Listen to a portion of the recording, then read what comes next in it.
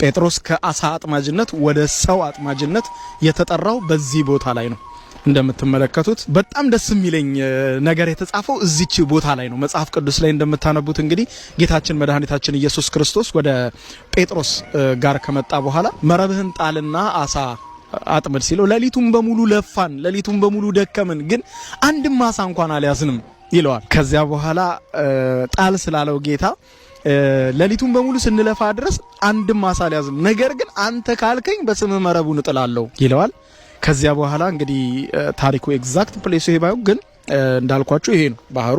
ከዚህ በኋላ ነው ጌታም ቅፍርናሆም የምትባለው ይቺናት ይሄ ከተማዋ ማለት ነው። ይቺናት ከዚህ በላይ እዚህ ጋር ነው እንግዲህ እነ ጴጥሮስ ከዚያ በኋላ በስሙ በኢየሱስ ስም ማለት ነው እሱ ስላዘዛቸው መረቡን የጣሉት ማለት ነው። ስለዚህ እንግዲህ በጣም በርካታ ስፍር ቁጥር የሌለው አሳ ነው ያገኙት። እዚህ ቦታ ላይ ነው ጴጥሮስን ጌታም ከአሳ አጥማጅነት ወደ ሰው አጥማጅነት ትመጣለህ፣ ብዙዎችንም ትጠራለህ ብሎ የወሰደው ከዚህ ቦታ ላይ ነው። ስለዚህ ይሄ ቦታ እንግዲህ በራሱ የገሊላ ባህር በራሱ ልዩ ትርጉም ያለው ነው ማለት ነው መጽሐፍ ቅዱስን ለሚያነቡ ሰዎች ማለት ነው። እስቲ እንግዲህ የገሊላን ውሃ እንንካው ደግሞ በእጃችን። በነገራችን ላይ ጌታችን መድኃኒታችን ኢየሱስ ክርስቶስ በዚህ ላይ ሲሄድ እንግዲህ ማዕበልም ሲያናውጻቸው ሌሊት የቀሰቀሱት አንተ ተኝተህ ማዕበል ሊወስደን ነው ብለው የቀሰቀሱትም ጌታዬ ኢየሱስ ሆይ እባክህ ማለቃችን ነው፣ ማዕበሉ እያናወጠን ነው፣ ጠፋን፣ ጌታ ሆይ አድነን። ጎሽ ዳንን። ማዕበል የሚታዘዝለት ይህ ማን ነው? ብዙ ከመጽሐፍ ቅዱስ ጋር የተገናኘ በጣም ብዙ ነገር የተደረገበት ባህር ነው የገሊላ ባህር። ስለዚህ ልዩ ትርጉም አለው። አንድ መዝሙር አስታውሳለሁ። ከገሊላ ከባህሩ ሌቱን ሙሉ ምን ቢጥሩ ከድካም ውጭ ባዶ መረብ የት ይገኛል ያላንተ ሐሳብ የሚል መዝሙር። እንደምትመለከቱት እቺ ዋርካ ከበው እንግዲህ እዚህ ጋር ሰዎች ይቀመጣሉ። ወንጌል የሚማማሩበት ይመስለኛል። የተጻፈ ነገር የለም በዚያ ጊዜ የተገኘ ነው የሚልም ማስረጃ የለም፣ ግን ይመስለኛል እንደዛ አቀማመጡ እንደዛ ይመስላል። እዚህ ጋር እንደምታዩት እንግዲህ አሁን ላይ ለመሰባሰብ፣ ለመነጋገር፣ ለመማማር ስፒሪቹዋል የሆኑ ነገሮችን ለመከወን ነው። እዚህ ቦታ ላይ መንፈሳዊ ነገር ከማከናወናችሁ በፊት መጠየቅ እንዳለባችሁ እዚህ ጋር ተጽፏል ማለት ነው። ሙዚየምም አለ እዚህ ጋር እንደምታዩት። ይህ ቅፍርናሆም ከተማ በዚህ በላይ ነው ያለው። እንደምታዩት ድንጋይ ነው፣ ፈራርሷል። አሁን ላይ የለም የቅፍርናሆም ከተማ ኦሬዲ ፈራርሷል።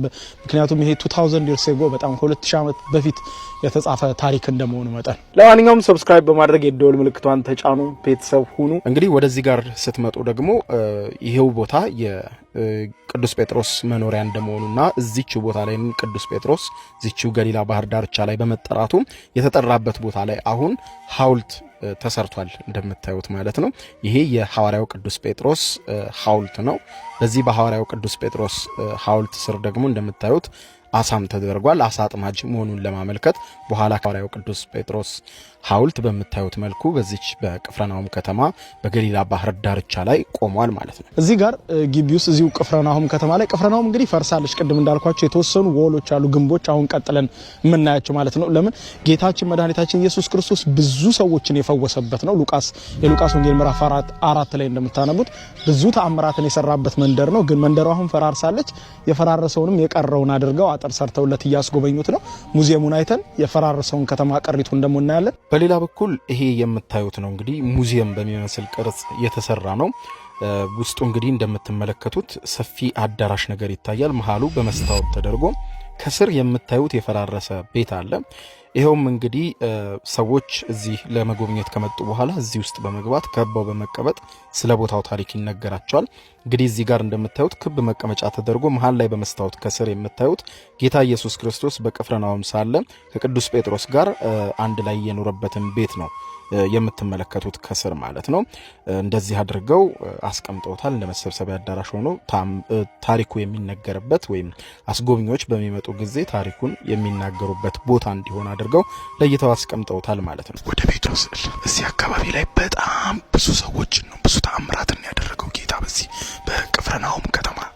ለዚያም ነው እንደዚህ አይነት ዕውራንን ሲያበራ፣ ደውያንን ሲፈውስ በጣም ብዙ ተግባራትን ያደረገው። ይሄ ደግሞ እንግዲህ ከኋላ የምትመለከቱት የፈራረሰው የቅፍርናሆም ከተማ ነው። በዚያ ጊዜ እንግዲህ በቅፍርናሆም ውስጥ እንደተመላለሰ ጌታችን በዛም ብዙ ታምራትን እንዳደረገ ምዕራፎቹ ይነግሩናል። የፈራረሰውን ከተማ ምንም ማስተካከያም ጥገናም አልተደረገለትም። እንደምታዩት ራሱ ከተማው ይሄንን ይመስል ነበር። ቤቶቹ፣ ቀጫጭኖቹ መንገዶች፣ በመሀል ያልፉ የነበሩት ብዙ ታምር የተሰራባቸው መንደሮች ናቸው። እንግዲህ ቅፍርናሆም መንደር ይሄንን ይመስላል። እንሂድ ደግሞ ወደ ውስጥ ነው፣ ተከተሉ። ይህ እንግዲህ ቀደም ከላይ ሆነን ያየነው የጴጥሮስ መኖሪያ ቤት የነበረው ነው። እንደምትመለከቱት የቅዱስ ጴጥሮስ መኖሪያ ቤት የነበረው ስምዖን ጴጥሮስ።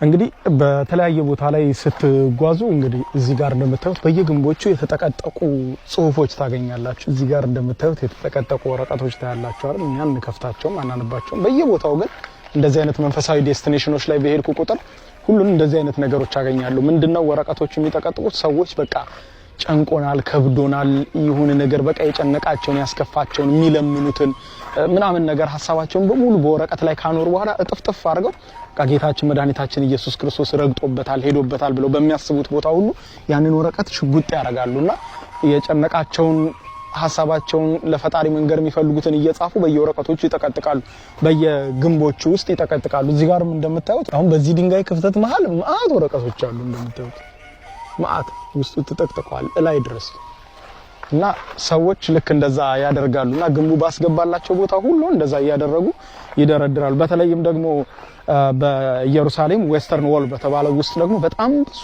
ወረቀቶች አሉ። ያው ዌስተርን ዎልን በተመለከተ